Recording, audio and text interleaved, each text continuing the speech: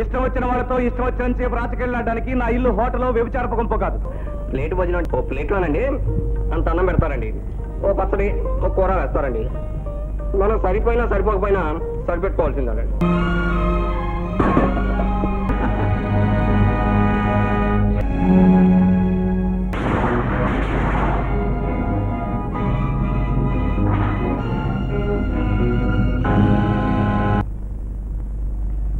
పార్వతి గారు, నేను బయటకు వెళ్తున్నాను, తలిపేసుకోండి.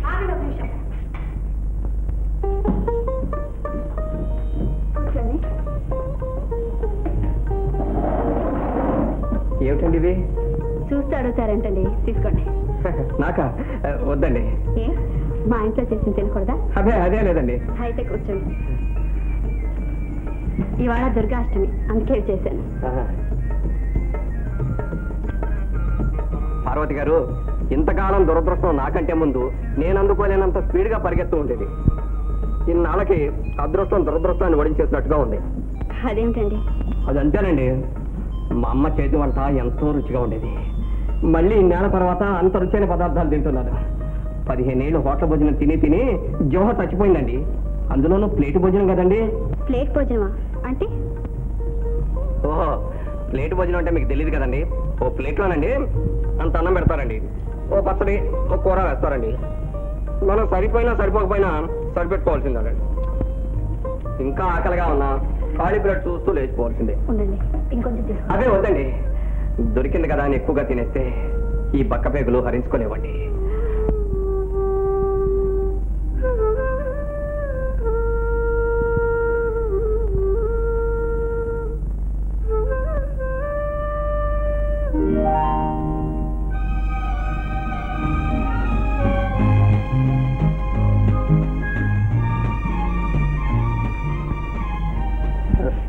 ఈ చిరుగు నేనే కుట్టాను.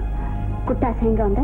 అబ్బే లేదండి, అసలే మీకు ఇంట్లో తీరికలేనంత పని, పైగా నేను వచ్చి కొత్తగా ఈ పని పెట్టినట్టున్నాను. కాస్త ఈ చిరుగు కుట్టడం పెద్ద పని ఏంటండి? బాగుందా? నేను బాగుందనంటే మీకే నష్టం అండి. ఏ?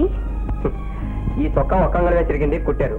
బ్యాగ్లో ఉన్న చొక్కా బయటికి తీశాను అనుకోండి, ఒక్క అంగుళం మాత్రమే గట్టిగా ఉంది, మిగిలినవన్నీ చిరుగులే. నేను కుట్టి పెడతానుగా. పార్వతి గారు, నా జీవితంలో సంతోషంగా గడిచిన క్షణాలు, ఆనందంగా నడిచిన ఘట్టాలు చాలా తక్కువ అండి. మీ ఇంట్లో అడుగుపెట్టిన తర్వాత నేను ఎంత సంతోషంగా ఉన్నానంటే చెప్పలేకపోతున్నాను. నా ఆనందాన్ని తెలియజేయడానికి నాకు వచ్చిన భాష చాలు.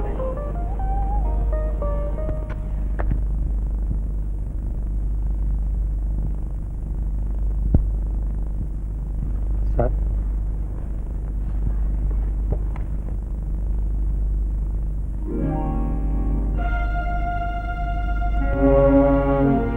మిస్టర్ ప్రసాద్, ఈ నెల జీతం అడ్వాన్స్గా తీసుకోండి.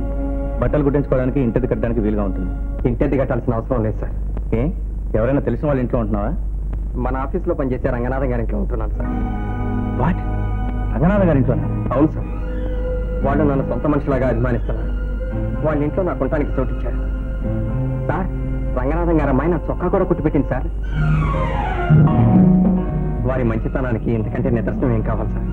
మిస్టర్ ప్రసాద్, రంగనాథం గారి ఇల్లు చాలా చిన్నదనుకుంటాను.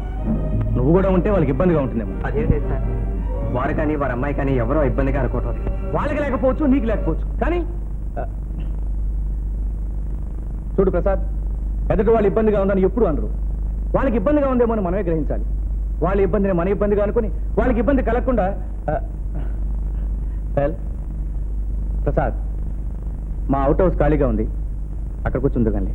ఒక సామాన్యమైన గుమస్తాని మీతో సమానంగా మీ అవుట్ హౌస్ లో ఉండటం అంటే అది కూడా పెద్ద పాయింటేనా?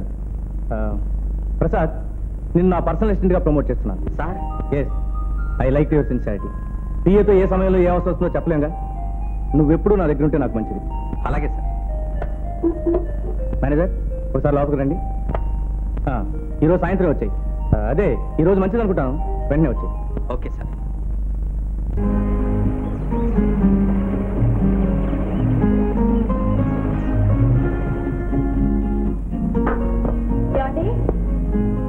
ఎవరు? మీరా? అక్కడ కుర్చీ ఉంటుంది, కూర్చోండి. మీరు ఇంటికి వచ్చి 4 రోజులైంది. ఒకసారి ఒక్కసారైనా మా ఇంటికి రావాలని అనిపించలేదా? అబ్బాయి అలాంటిది ఏం లేదండి. అబద్ధం చెప్తున్నారు. మీకు నా మీద కోపం వచ్చింది కదూ? కోపం ఎందుకండి? మీరు మా ఇంటి నుంచి వచ్చే రోజు ఉన్నట్టుండి మీరు అడిగిన ప్రశ్నకి ఏం జవాబు చెప్పాలో తోచలేదు. ఏదో అనేశాను. నేను చేసిన తప్పుకు శిక్ష కదా ఇది? భలేవరే, శిక్ష ఏమిటండి? ముందు వెనక ఆలోచించకుండా ఆ రోజు నేనే తొందరపడ్డాను. ఆ మాట అన్నందుకు ఆ రాత్రి అంతా నాకు నిద్రే పట్టలేదు. నేను అంతేనండి. అభిమానిస్తున్న మనిషిని ఒప్పించానని ఎంతో కుమిలిపోయాను. అందుకు క్షమాపణ చెప్పుకొని మీ నిర్ణయం నాకు ఇష్టమేనని తెలియచేయడానికి వచ్చాను. పార్వతి, అవునండి, ఈ పార్వతి మీద మీరు మా నాన్నగారితో మాట్లాడి ముహూర్తం పెట్టించండి. పార్వతి,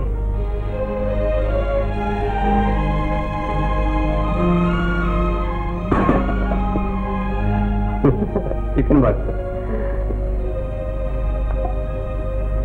థ్యాంక్స్.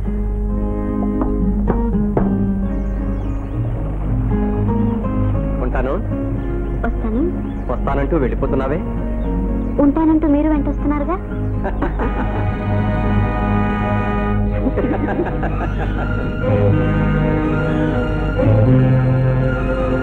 టాటా.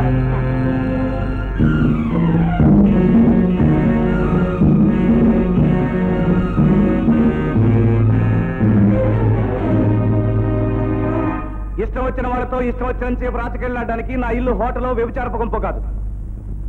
సరసాలాడడానికి వాళ్ళని వేరే చోటు చూసుకోమనండి. ఎవరి గురించి చెబుతున్నారు బాబు? ఇంకెవరి గురించి అయితే మీకెందుకు చెప్తానండి? మీ కూతురు గురించి, ఆవిడ ప్రవర్తన గురించి. ఏమిటి మీరు అనేది? నా కూతురు ఏం చేసింది బాబు? సభ్యత సంస్కారం మర్చిపోయి ఉద్రేకంతో రెచ్చిపోయి నేను నా శివప్రసాద్తో చిచి, ఐ కాంట్. నా నోటితో నేను చెప్పలేను. మంచి కుటుంబంలో పుట్టిన పిల్లకి వాడెవడో, వాడి వంశం ఏమిటో, వాడి తల్లిదండ్రులు ఎవరో తెలుసుకోకుండా ప్రేమ కలాపాలేమిటి? అపార్థం చేసుకుంటున్నారు బాబు. శివప్రసాద్ మా ఇంట్లో కొన్నాళ్ళు ఉన్నాడు కదా, ఆ చనువు వల్ల చూసిపోవడానికి వచ్చింది. చూసిపోవడానికి కాదు, చెయ్యరాని పనులు చేసిపోవడానికి వచ్చింది. రంగనాథం గారు, పిల్లల్ని కనగానే సరికాదండి, వాళ్ళని సరిగ్గా పెంచడం కూడా తెలిసి ఉండాలి. వెళ్ళండి.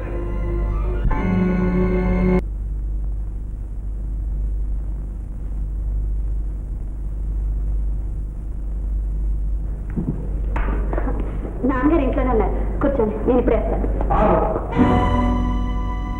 సిగ్గు శరం వదిలేసి బజార్లో బలాదూరు తిరగడం పూర్తయిందా? మీతో మాట్లాడాలనే వచ్చానండి. ఏమిటయ్యా నువ్వు మాట్లాడేది? పగలంతా ఆఫీసులో కలిసే ఉంటున్నావు. నాతో మాట్లాడటానికి రాత్రి తప్ప వేరే టైం దొరకలేదా నీకు? సంస్కారం ఉన్నవాడి అయితే ఇలా పెళ్లి కాని పిల్లలు నడిమించలో చెప్తావా? మీరు వెళ్ళండి. ఉండని విషయాలు తేలిపోవాలి. అందుకే వెళ్ళమంటున్నాను. మీరు వెళ్ళండి, నాన్నతో నేను మాట్లాడతాను.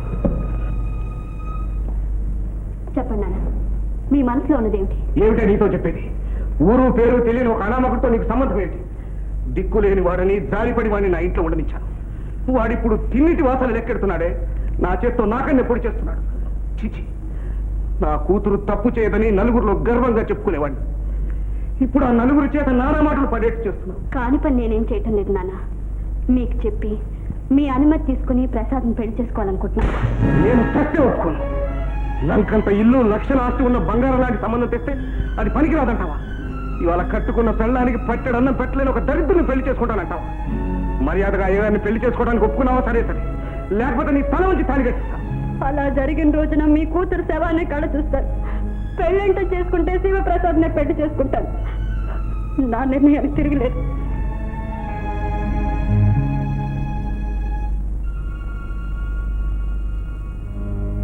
సార్, చాలా టైం అయింది, వెళ్దామా సార్? రహీం, నువ్వు ఇంటికి వెళ్ళి, నేను తర్వాత వస్తాను.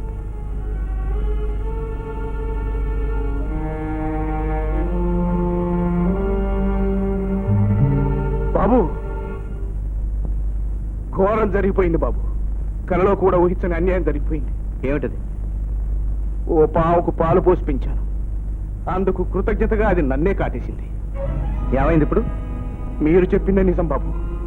ఆ శివప్రసాద్ నా కూతురు మీద ఏదో మత్తు మందు చల్లాడు. నాకు చెప్పకుండా బజారైనా వెళ్ళని ఆ పిల్లని వీధుల వెంట తిప్పుతున్నాడు.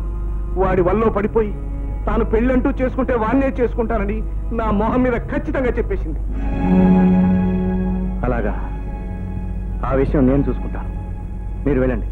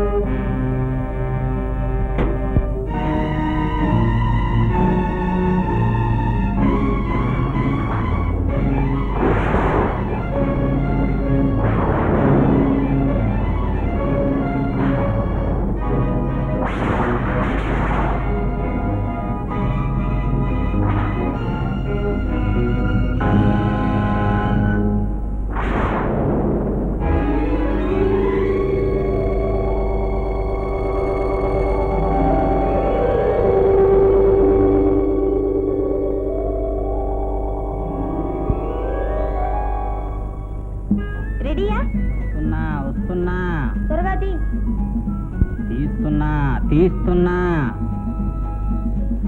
తీసేశా.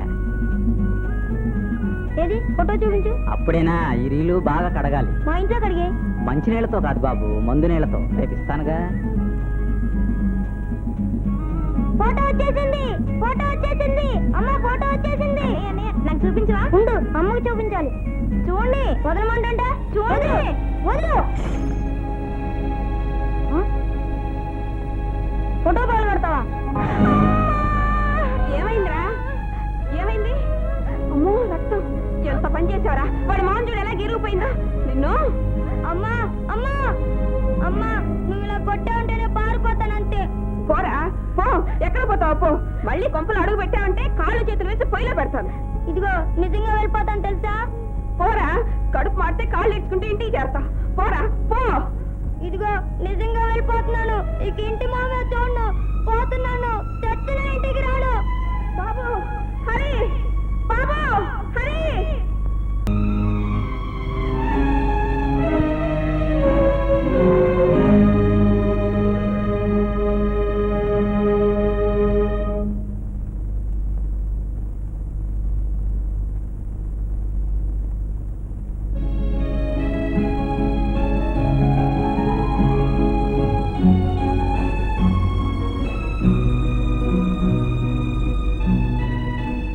సార్ మీరా?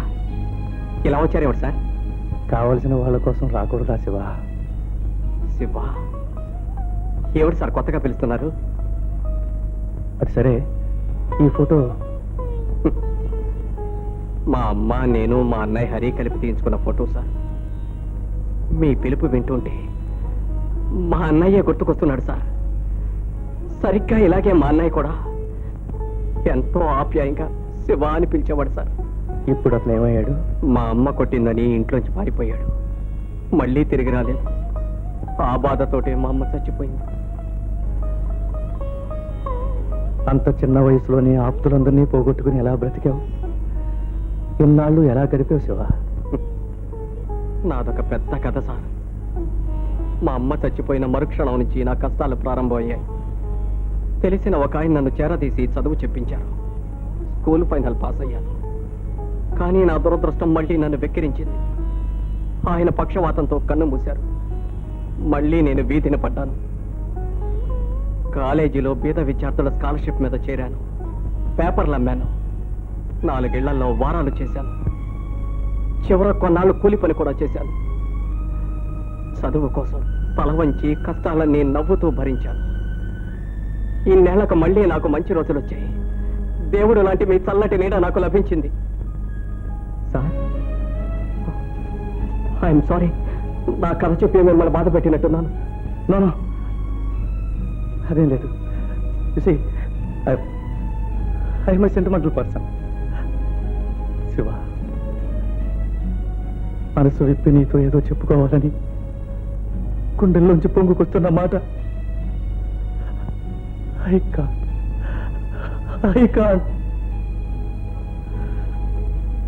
శివ, ఈ క్షణం నుంచి నేను నీకు యజమానిని కాదు, నీ అన్నయ్యని. సార్ అదే, నీకెవ్వరూ లేదని బాధపడుతున్నావుగా, నేనున్నాను. నీ అన్నయ్య లాంటి వాడిని అనుకో. It's all right. చాలా ఆలస్యమైంది, పడుకో శివ. Good night. సార్ నా ఫోటో. ఓ